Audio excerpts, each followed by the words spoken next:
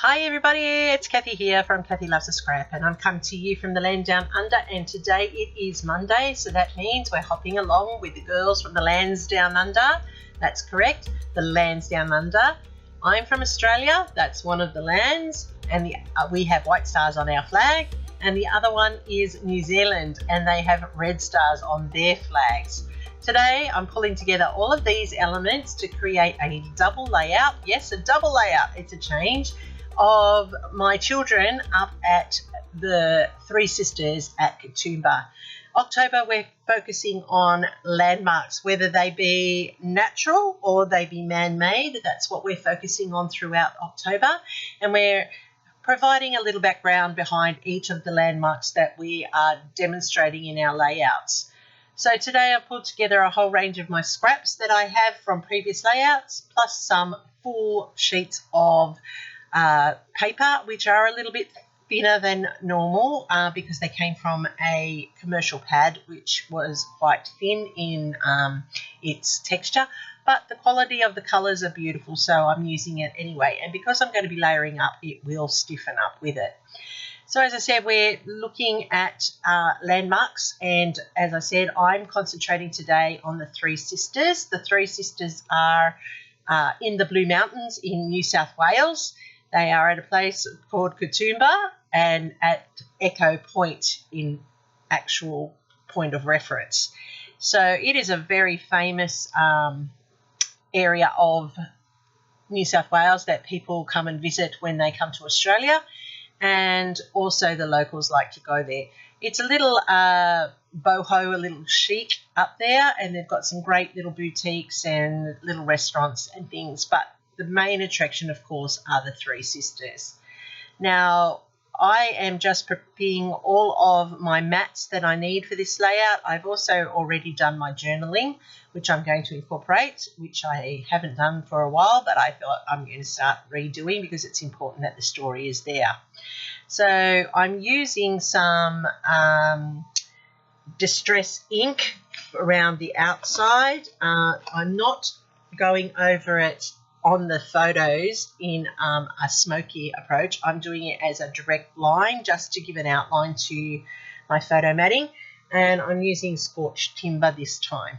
Now you can just see the line, and that lifts it off the layout and gives it some definition without giving the smoky edged appeal, which I do apply to all of the pieces of paper that I'm putting in this grid style layout. So as I said, the Three Sisters are actually the three rock formations that form the mountains at the top of the Nepean Valley. They look down over the valley. They've been there for about 200 million years, and First Nations people, the Gundungara, have a legend that about them, but there is another legend that is considered to be the Dreamtime story, but is actually just a story that has been adopted, about the Three Sisters falling in love with rivals, with brothers from a rival tribe, and the families not being happy, so they turned the Three Sisters into stone, and the elder who did that was killed, and then no one was able to turn them back. Now that, of course, is the accepted Dreamtime story of it, but it's not the Gundungara's version of the story. So the Three Sisters, as I said, are beautiful to look at. They look different depending on the light. They look different depending on the day. And I've got photos where the rich ochre comes out in them, and then this day here, as you can see, it's more sandstony looking. So it just depends on the day that you go and the sunlight around it as to what image you're going to see when you see the Blue Mountains. Now, our Blue Mountains are called the Blue Mountains because they give off a blue hue in the distance, and that blue hue is actually the eucalyptus oil reflecting the light from the sun, so that's why they're called the Blue Mountains. Just putting in these sheets of different colours just to build up my background, and the colours all reflect in the photos, as you can see. These are 4 of my 5 children. These photos are actually quite old, and they have been sitting on my desk since 2017 or 15, 17, 15, maybe 2015, I think it is. Yeah, because Lily, she was only 11, so 2015. Long time ago, long time ago. crazy that I haven't even gotten around to scrap them. But they have been sitting there, and I thought this is the perfect opportunity because we are talking landmarks. This is a massive landmark in Australia. If you talk Australian, when I was just recently overseas in Alaska, the first thing they said, oh, yes, the Blue Mountains with the Three Sisters, and that's how they're known around the world. Now, the Three Sisters, or the Blue here, have a walk. You can actually walk across to the Three Sisters, and you can then walk down from them into the valley. Now, the walk entails 800 steps, and once you hit the bottom, the only way is either back up the steps, or you can go across the valley floor over to the other side of the valley, and then you can come up through the scenic lift there, but that costs a fee as well. So there's two ways. It is well worth doing. I did it once. With a group of children on a school camp. So it is a massive trek, but it is well worth doing at least once. And if you're visiting and you have time, I strongly suggest that you do it.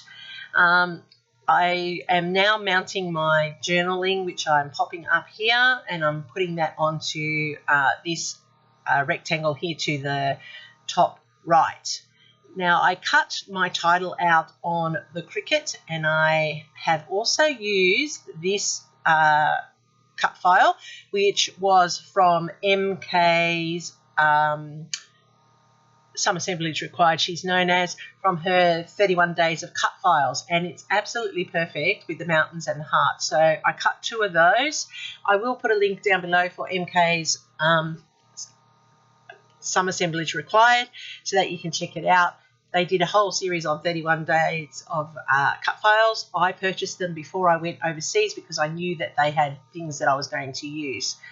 I'm now popping up the title, and I also use my Cricut to cut out the Blue Mountains there. I created that in the design space, and I've cut it out. I've highlighted it with some inks just to give it some definition.